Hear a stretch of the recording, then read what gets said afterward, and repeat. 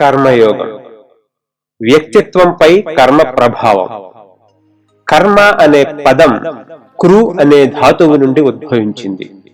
సమస్త కార్యకలాప వ్యాపారము కర్మమే. కర్మ అనే శబ్దానికి సాంకేతికంగా కర్మ ఫలమని అర్థం ఉంది. తత్వశాస్త్రం ప్రకారం కూడా ఈ శబ్దానికి మన పూర్వ కర్మల ఫలితమని అర్థం ఉంది. మన పూర్వజన్మ కర్మలు దీనికి కారణాలవుతాయి. కానీ కర్మయోగంలో పని అనే అర్థంలో మాత్రమే మనం కర్మ శబ్దాన్ని గ్రహించాలి. మానవ జీవిత పరమావధి జ్ఞానం. ప్రాచ్యతత్వ శాస్త్రం ఈ ఆదర్శాన్నే జీవిత ఏకైక లక్ష్యంగా మన ముందు ఉంచింది.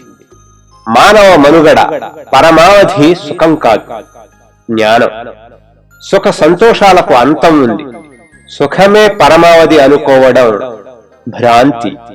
తమ అజ్ఞానం చేత మానవులు సుఖాన్ని అత్యున్నత ప్రాప్తి అనుకోవడమే లోకంలో వారు అనుభవించే కష్టాలన్నింటికీ మూల కారణం. కొంతకాలం గడిచాక మానవుడు తన గమ్యం జ్ఞానమే కాని సుఖం కాదని, సుఖ దుఃఖాలు రెండూ సమంగా తనకు గుణపాఠాలు నేర్పుతాయని, తనకు మంచి ఎంత ప్రబోధకరమో చెడు కూడా అంతే ప్రబోధకరమని తెలుసుకుంటాడు. సుఖ దుఃఖాలు అతడి మనోఫలకం మీద రకరకాల సంస్కారాలను ముద్రిస్తాయి. ఈ సంస్కారాలన్నింటి ఫలితమే మానవుడి శీలం అంటే వ్యక్తిత్వ గుణ సంపద అనబడుతుంది. ఒక వ్యక్తి సౌశీల్యాన్ని పరిశీలిస్తే అది కేవలం అతడి సంస్కారాల చిత్తవృత్తుల సముదాయం అని తెలుస్తుంది. ఆ సౌశీల్యాన్ని నిర్మించటంలో సుఖ దుఃఖాలు రెండూ సమపాలు వహిస్తాయని గ్రహించవచ్చు. మంచికి చెడుకు సౌశీల్య నిర్మాణంలో సమాన పాత్ర ఉంది. కొన్ని సందర్భాలలో సుఖం కంటే దుఃఖమే ఎక్కువగా మానవుడికి జ్ఞానాన్ని అందివ్వగలుగుతుంది. లోక ప్రశస్తులైన మహాపురుషుల వ్యక్తిత్వాన్ని పరిశీలిస్తే వారిలో ఎక్కువ మందికి సుఖం కంటే దుఃఖమే ఎక్కువ ప్రబోధకరమైనదని, సంపదల కంటే దారిద్ర్యమే జ్ఞానానందకరమైందని, పొగట్టల కంటే ఎదురు దెబ్బలే అంతఃతేజాన్ని వెలువరించాయని ఢంకా మ్రోగించి చెప్పగలను.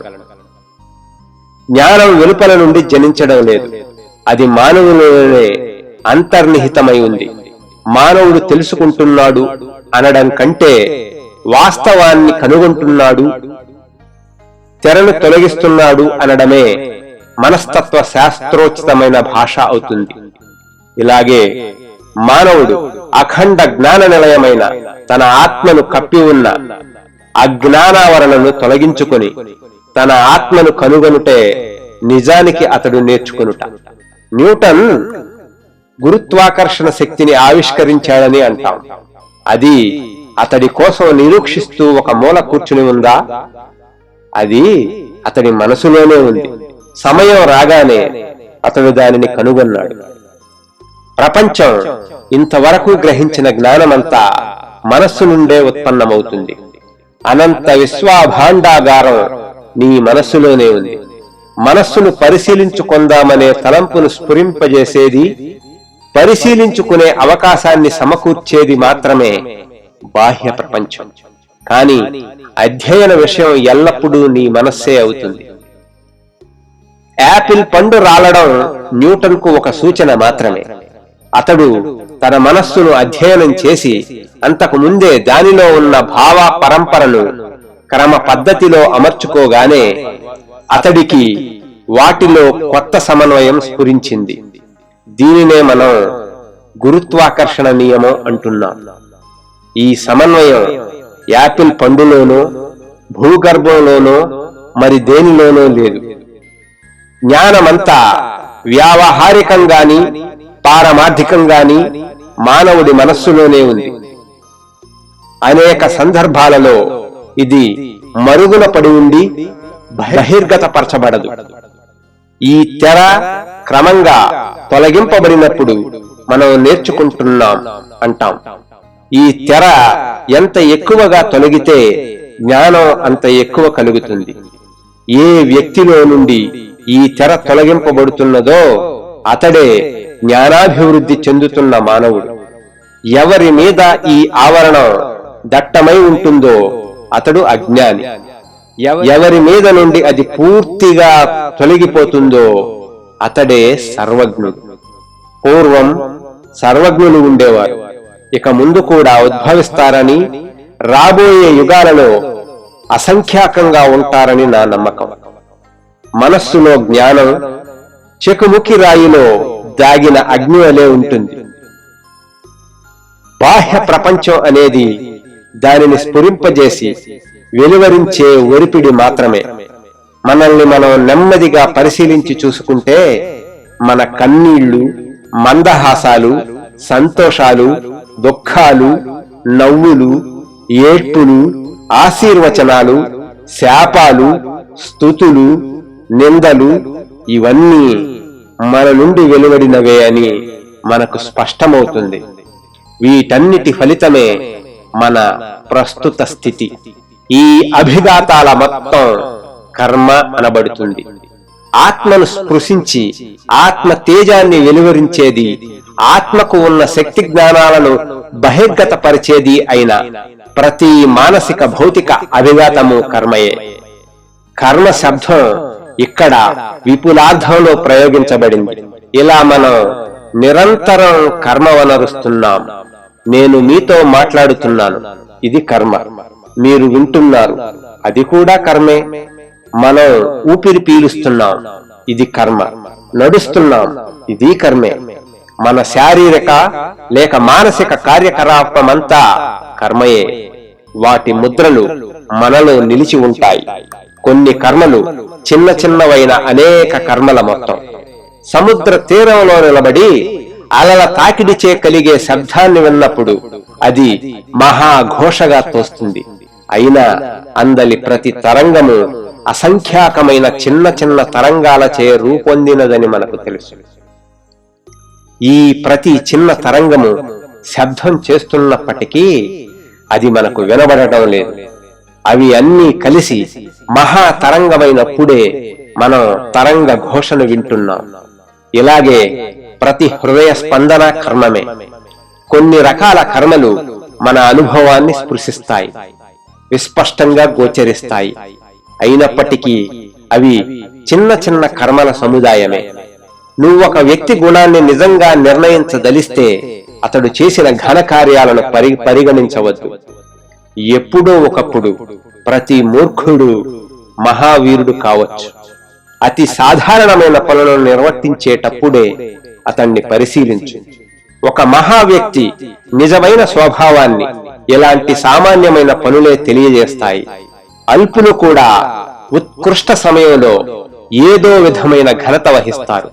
కాని ఎవరి నడవడిక సదా ఉదాత్తమై ఉంటుందో, ఎవడు సర్వావస్థల్లో ఏకరీతిగా ఉంటాడో అతడే యథార్థంగా మహాపురుషుడు. వ్యక్తిత్వంపై కర్మ ప్రభావం అద్వితీయం. మనం పరిగణించవలసింది, వ్యవహారంలోకి తీసుకోవలసింది ఈ అఖండ శక్తినే. విశ్వశక్తులన్నింటినీ తన వైపుకు ఆకర్షించుకునే కేంద్రమే మానవుడని చెప్పవచ్చును. ఈ కేంద్రంలో ఆ శక్తులన్నింటినీ అతడు ఏకం చేసి తిరిగి మహాప్రవాహ రూపంలో వాటిని వెలువరిస్తున్నాడు. ఇలాంటి కేంద్రమే నిజమైన మానవుడు. అతడే సర్వశక్తిమంతుడు, సర్వజ్ఞుడు. ఇలాంటి మానవుడు విశ్వాన్నంతా తన వైపుకు ఆకర్షించుకుంటున్నాడు. మంచి చెడు, సుఖం దుఃఖం సమస్తము అతడి వైపుకు పరిగెత్తి అతడిని ఆవరిస్తున్నాయి. అందులో నుండి శీలమనే మనోభావ మహాప్రవాహాన్ని అతడు వెలువరిస్తున్నాడు. సమస్తాన్ని ఆకర్షించుకునే శక్తి ఉన్నట్లే బయటికి త్రోసే శక్తి అతడికి ఉంది. లోకంలో మనకు గోచరించే అన్ని కార్యములు, మానవ సమాజంలోని అన్ని కదలికలు, మన చుట్టూ ఉన్న సమస్త వ్యాపారములు మనోజనిత భావాల అభివ్యక్తనలే, మనిషి సంకల్ప రూపాలే. యంత్రాలు, సాధనలు, నగరాలు, ఓడలు, యుద్ధ నౌకలు అన్నీ కేవలం మానవ సంకల్ప రూపాలు. ఈ సంకల్పం వ్యక్తిత్వం నుండి, వ్యక్తిత్వం కర్మ నుండి ఏర్పడుతున్నాయి. బుద్ధి కర్మానుసారిణి అన్నట్లు కర్మానుగుణమైన బుద్ధి కలుగుతుంది. ప్రపంచంలో జన్మించిన సంకల్ప బలాన్వితులందరూ మహా కార్యశూరులు, లోకాన్ని తలక్రిందులు చెయ్యగలిగిన అఖండ శక్తిమంతులు. యుగ యుగాల నుండి చేస్తున్న నిరంతర కృషిచే వారికి అలాంటి సంకల్ప బలం చేకూరింది. బుద్ధుని సంకల్ప శక్తి, జీసస్ సంకల్ప శక్తి, ఇలాంటి మహాసంకల్ప శక్తి ఒక్క జన్మలో లభించేది కాదు. మనకు వారి తండ్రులెవరో తెలుసు కదా. విశ్వమానవ కళ్యాణానికై వారి తండ్రులు ఒక్క మాటనైనా పలికినట్లు తెలియరావడం లేదు. జీసస్ తండ్రి జోసెఫ్ వంటి వడ్రంగులు లక్షల మంది గతించారు. ఇంకా లక్షల మంది సజీవులై ఉన్నారు. బుద్ధుని తండ్రి లాంటి చిన్న చిన్న రాజులెందరో లక్షల మంది ప్రపంచంలో ఉండేవారు. బహుశా అతడి సేవకులే అతడి ఆజ్ఞలను మన్నించేవారు కారేమో. మహా సంకల్ప శక్తి కేవలం వంశ పారంపర్యమే అయితే ఆ రాజు ప్రపంచంలో సగం మందిచే పూజలు గైకొనే పుత్ర రత్నాన్ని పొందడంలో గల కారణమేమిటో చెప్పండి. ఒక వడ్రంగికి కోట్ల మంది జనులు భగవంతుడిగా ఆరాధించే అతడి కుమారుడికి మధ్య గల అతి పెద్ద అంతరానికి మీరేం కారణం చూపిస్తారు? వంశ పారంపర్యవాదం దీనికి సమాధానం కాబోదు. బుద్ధుడు, జీసస్ ప్రపంచం మీద ప్రసరింపజేసిన ప్రబల సంకల్ప శక్తి ఎక్కడి నుండి వచ్చింది? ఈ మహాశక్తి సంఘాతం దేని నుండి వెలువడింది? ఈ శక్తి యుగ యుగాలుగా దాగి ఉండాలి. అది క్రమానుగతంగా వృద్ధి పొందుతూ ఒక బుద్ధుడిగా, జీసస్ గా సమాజంలో అభివ్యక్తమై ఈ రోజుకు కూడా ఉద్ధృత పథంగా ప్రసరిస్తూనే ఉంది. ఇవన్నీ కర్మచే నిర్ణయింపబడుతున్నాయి. గడింపకుండా ఎవరికీ ఏదీ దక్కదు. ఇది శాశ్వత నియమం. ఒకప్పుడు అది అలాంటిది కాదనుకుంటాం, కానీ సుదీర్ఘ కాలక్రమంలో దానిని గురించిన నమ్మకం మనకు దృఢపడుతుంది. సిరి సంపదల కోసం ఒకడు యావత్ జీవితం యాతన పడతాడు. అందుకోసం అనేక మందిని మోసగిస్తాడు. కాని చివరికి తాను ధనవంతుడవడానికి అనర్హుడనని గ్రహిస్తాడు. జీవితమంతా నరకప్రాయం, అసహ్యమయం అవుతుంది. మన శరీర సౌఖ్యానికై వస్తు రాసులను ప్రోగు చేసుకుంటాం. కాని మనం దేనిని స్వయంగా గడించామో అదే మనకు దక్కుతుంది.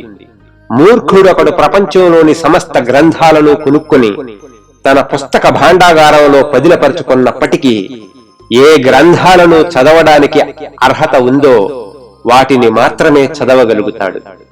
ఈ అర్హత కర్మచే కలుగుతుంది. మనం దేనికి అర్హులమో, దేనిని అవగతం చేసుకోగలమో మన కర్మే నిర్ణయిస్తుంది. మన ప్రస్తుత స్థితికి మనమే బాధ్యులం. మనం ఏమి కాగూరుతామో ఆ విధంగా రూపొందడానికి మనకు శక్తి ఉంది. మన వర్తమాన స్థితి పూర్వ కర్మల ఫలితమైతే మనం పొందగోరే స్థితి ప్రస్తుత కర్మల ఫలితంగా పొందవచ్చునని నిశ్చయమవుతోంది. కాబట్టి కర్మను ఎలా నిర్వర్తించాలో మనం తెలుసుకోవాలి. కర్మను ఎలా నిర్వర్తించాలో తెలుసుకోవడం వలన ఫలం ఏమిటి? లోకంలో ప్రతి వ్యక్తి ఏదో ఒక విధంగా కర్మను నిర్వర్తిస్తూనే ఉంటాడు గదా అని మీరు అడగవచ్చు. కానీ అలా చేయడం వల్ల మన శక్తి సామర్థ్యాలు నిరర్ధకం కూడా కావచ్చు. యోగః కర్మసు కౌశలం అని భగవద్గీతలో ఉంది.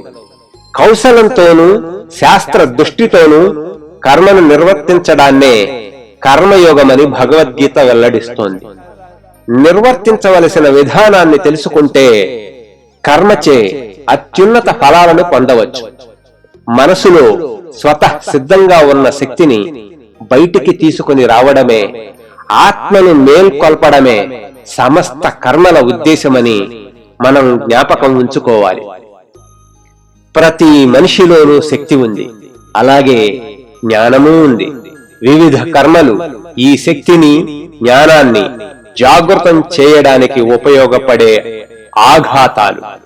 వివిధ సంకల్పాలతో మానవుడు కర్మను చేస్తాడు. సంకల్పరహితమైన కర్మ ఉండదు. కొందరు కీర్తిని ఆశించి దానికోసం కర్మను నిర్వర్తిస్తారు. కొంతమంది ధనాన్ని కోరి అందుకై కర్మను చేస్తారు. మరి కొంతమంది అధికార వాంఛతో కర్మను ఆచరిస్తారు. ఇంకొందరు స్వర్గాభిలాషచే కర్మపరులైపోతారు. చైనా దేశీయుల వలె మరణానంతరం తమ పేరు నిలిచిపోవాలని కొందరు కోరుకుంటారు. మరణ పర్యంతం అక్కడ ఎవరికీ బిరుదులు లభించవు. ఏమైనా మన పద్ధతి కంటే అదే మేలు. అక్కడ ఎవరైనా ఒక ఘన కార్యాన్ని చేస్తే గౌరవ చిహ్నంగా ఒక బిరుదుని గతించిన అతడి తండ్రికో తాతకో ఇస్తారు. కొంతమంది దీనికోసం కృషి చేస్తారు. కొన్ని మహమ్మదీయ సంప్రదాయాలలో కొంతమంది మరణానంతరం తమ పేర ఒక పెద్ద గోరీ కట్టించుకోవడానికి యావత్ జీవితం పాటుపడుతుంటారు. బిడ్డ పుట్టగానే ఆ బిడ్డ కోసం గోరీని సిద్ధం చేసి ఉంచే కొన్ని సంప్రదాయాల వరకు నాకు తెలుసు. అది వారికి అతి ముఖ్య కర్మ. గోరీ ఎంత పెద్దదో రమ్యమైనదో దానికి సంబంధించిన వ్యక్తి అంత గొప్పగా పరిగణింపబడతాడు. కొంతమంది ప్రాయశ్చిత్తానికి ఇలాంటి కర్మను నిర్వర్తిస్తారు. నానా రకాల దుష్కృత్యాలను చేసి చివరికి ఒక గుడి కడతారు.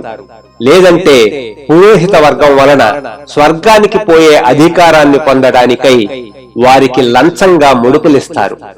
తాము పాపపూర్ణులై ఉన్న ఈ విధమైన దానం తమను పునీతులను చేస్తుందని, శిక్షలకు గురి కాకుండా తాము తప్పించుకోవచ్చునని వారి అభిప్రాయం. కర్మాచరణకు పురికొల్పే సంకల్పాలు కొన్ని ఈ విధంగా ఉన్నాయి. నిష్కామంగా కర్మను నిర్వర్తించండి. నిష్కామ కర్మపరాయణులు, పేరు ప్రతిష్టలు ఆశించని వారు, స్వర్గాన్ని కోరని వారు అయిన మహనీయులు ప్రతి దేశంలోనూ కొందరున్నారు. మేలు జరుగుతుందనే కారణం చేతనే వారు కర్మను నిర్వర్తిస్తారు.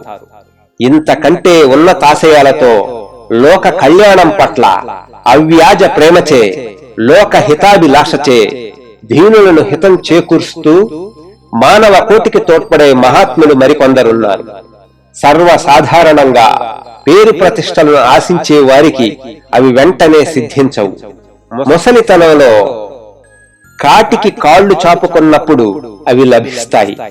మానవుడు స్వార్థరహితంగా కర్మ చేస్తే దానివల్ల అతనికి ఎలాంటి లాభం లేదా? ఉంది. మహోన్నత లాభం కలుగుతుంది. స్వార్థరాహిత్యమే విశేష లాభదాయకం. కానీ దానిని అలవర్చుకునే ఓర్పు జనులకు లేదు. ఆరోగ్యపరంగా చూసినా కూడా అది ఎంతో లాభదాయకం.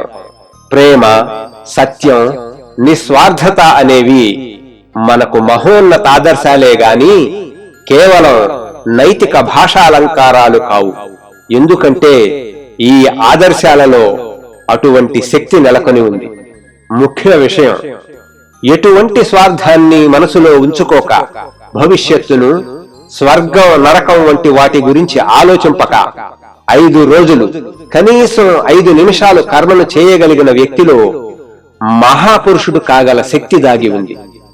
ఇది కష్టసాధ్యమే. కానీ దీని విలువ, దీని వలన కలిగే సత్ప్రయోజనం మన అంతరంగంలో మనకు తెలుస్తుంది.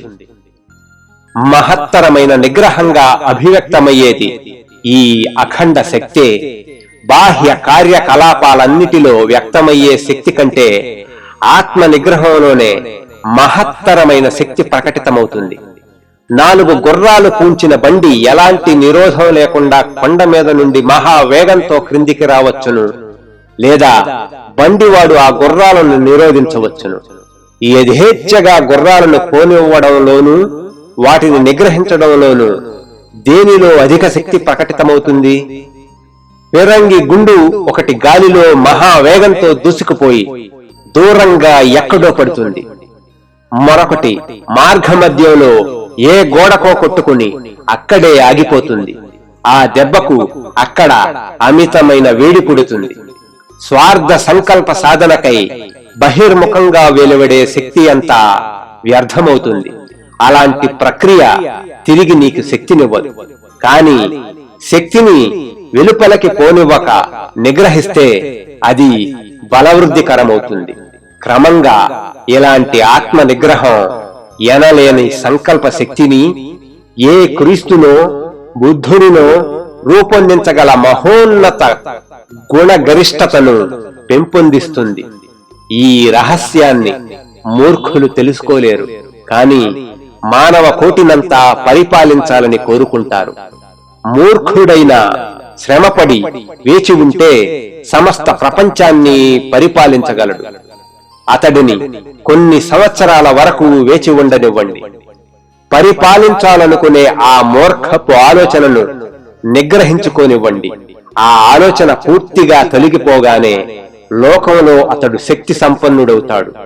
కొన్ని జంతువులు కొన్ని అడుగుల ఆవల ఏముందో చూడలేకున్నట్లే మనలో అనేకులం కొన్ని సంవత్సరాల ఆవల పరిణమించే సంఘటనలను చూడలేకున్నాం. మన చుట్టూ గిరిగీసుకుని జీవిస్తున్నాం. దీనికి ఆవల మన దృష్టిని ప్రసరింపచేయడానికి కావలసిన సహనం మన వద్ద లేనందువల్ల మనం అవినీతి పరులం, దుర్జనులం అవుతున్నాం. ఇది మన బలహీనత, అశక్తత. అత్యంత అధమస్థాయి కర్మలను సైతం నిరసించకూడదు. స్వప్రయోజనాలు, పేరు ప్రతిష్టల కోసమే పనిచేస్తూ ఉన్నతాశయాలు ఎరుగని వారిని అలాగే కొనసాగనివ్వండి. కానీ ప్రతి వ్యక్తి క్రమంగా ఉన్నతాశయాలను పొందడానికి, వాటిని గ్రహించడానికి నిరంతరం ప్రయత్నిస్తూనే ఉండాలి. కర్మణ్యే వాధికారస్తే మా ఫలేషు కదాచన. కర్మను నిర్వర్తించడానికి మాత్రమే కాని కర్మ ఫలానికి నీవు అధికారివి కావు. కర్మ ఫలాలను అలా విడిచిపెట్టండి. వాటిని మీరెందుకు లక్ష్య పెట్టాలి? ఒక వ్యక్తికి మీరు చేసే సహాయం అతడు మీ పట్ల వహించే వైఖరి మీద ఆధారపడకూడదు. ఒక సత్కార్యాన్నో ఘనకార్యాన్నో చెయ్యాలనుకుంటే దానికి ఎలాంటి ఫలం కలుగుతుందో అనే చింత మీకు ఉండకూడదు. ఈ కర్మాదర్శ విమర్శనంలో ఒక గట్టి ప్రశ్న తలెత్తుతోంది. తీవ్ర కర్మాచరణం అత్యవసరం. సదా మనం కర్మను నిర్వర్తించాలి. కర్మను చేయకుండా ఒక్క నిమిషమైనా మనం జీవించలేం. కర్మను చేయకుండా ఒక్క నిమిషమైనా మనం జీవించలేం. మరి అలాంటప్పుడు విశ్రాంతో జీవిత సమరంలో ఒకవైపు కర్మ ఉంది. కర్మ అనే సుడిగుండంలో మనమంతా గిరగిర గిరగిర మహావేగంతో తిప్పబడుచున్నాం. మరొక వైపు ప్రశాంతం, ఏకాంతం అయిన సర్వసంగ పరిత్యాగం భాషిస్తూ ఉన్నది. ప్రశాంతత రాజ్యమేలుతుంటే సందడి, ఆడంబరం అక్కడ ఉండలేవు. మృగాలతో, పువ్వులతో, పర్వతాలతో అక్కడ ఉండేది ప్రకృతి మాత్రమే. జీవిత దృశ్యాలైన ఈ రెండిటిలో ఏదీ సమగ్రమైనది కాదు. అగాధ సముద్ర జలంలో ఉండే చేపను పైకి తీసుకురాగానే అది తనను పరిరక్షించే నీటి ఒత్తిడి లేకపోవడంతో మురక్కలైపోయే విధంగా ఏకాంతవాసానికి అలవాటు పడ్డ వ్యక్తిని ప్రపంచ మహావర్తంలోనికి తీసుకుని వస్తే అందులో అతడు సమసిపోతాడు. గడిబిడి, వేగమయమైన జీవితానికి అలవాటు పడ్డ వ్యక్తి ప్రశాంతత నెలకొన్న చోటకు వస్తే సర్దుకోగలడా? కలవరపాటుతో బహుశా అతడు ఉన్నది కావచ్చు. ఏకాంత వాసంలో, అఖండ మౌనంలో ఏ వ్యక్తి తీవ్ర కర్మ పర్వతాన్ని చూడగలడో, ఏ వ్యక్తి తీవ్ర కర్మ పర్వతంలో కూడా ఎడారిలో నెలకొన్న నిశ్శబ్దాన్ని, ఏకాంతాన్ని చూడగలడో ఆ వ్యక్తే ఆదర్శ పురుషుడు. అతడు ఆత్మ నిగ్రహ రహస్యాన్ని గ్రహించి తనను తాను అదుపులో ఉంచుకుంటాడు. వాహనాలు, జన సమూహంచే అత్యంత కోలాహలంగా ఉండే మహానగర వీధులలో అతడు వెళ్తున్నప్పటికీ నిశ్శబ్దమైన గుహాంతరాళంలో ఉన్నట్టుగానే అతని మనస్సు ప్రశాంత నిలమై ఉంటుంది. అయినా అతడు తీవ్ర కర్మాచరణ పరుడుగానే ఉంటాడు. అదే కర్మయోగా దర్శనం.